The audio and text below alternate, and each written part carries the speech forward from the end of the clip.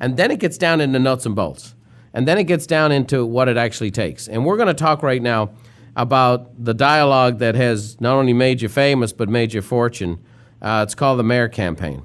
And we've talked about this in the first 5 days of the Peak Producers. But just as we go through it right now and kind of role play out this dialogue a little bit, Joe, let's go over the Mayor Campaign if we can. Because once we've assembled the funnel, now it's a matter of finding out who's on board and who's not. So, oh, by the way, if you were buying or selling a home or had a friend or family member who was, do you have a realtor? In some case, a lender you would refer them to. Just give us your take on the Mayor Campaign as how it applies to the funnel. Okay, so the Mayor Campaign is a dialogue designed to get people on board and see where they're at. I often see agents make this mistake.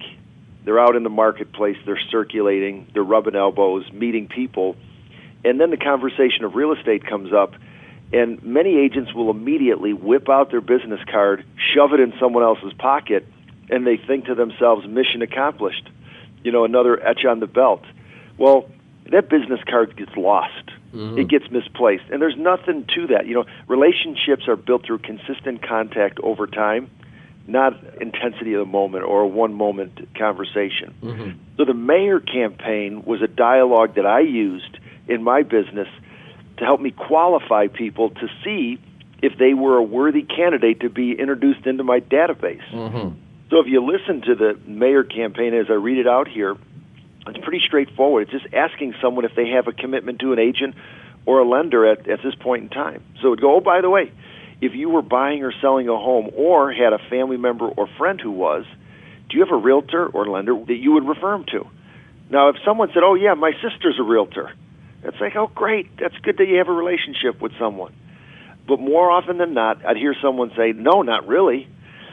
And I would say, well, I'd like to be that person. And then I'd move forward in collecting their name, address, and phone number. All that information would go into my database. They would receive a personal note, mm-hmm.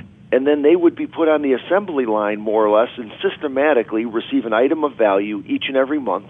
They'd receive phone calls and periodic pop-bys over time, and it all began with the Mayor Campaign. Sure. And I used the Mayor Campaign because I was an established agent when we met, but I so loved this. I use this to clean up my database, and we have many experienced producers taking this course, and I used it, for people I knew well. I modified it. By the way, if you were buying or selling a home or had a friend or family member who was, am I the person you'd refer them to?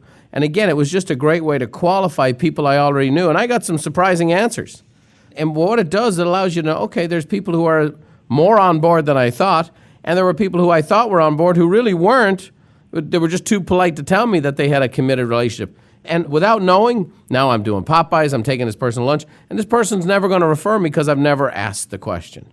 So I just think the Mayor Campaign is a marvelous tool to qualify. You build a database, then you got to qualify it. Very powerful. Well, I like to refer to it as get the vote out. Nice. Because if you were running for realtor in your area, how many people would vote for you? You bet. How many people, and the more people that would vote for you, the more business you would do. And I know you've been getting the vote out for years, Mr. Nego, and turning those ballots into closed commission checks. Nothing wrong with that at all.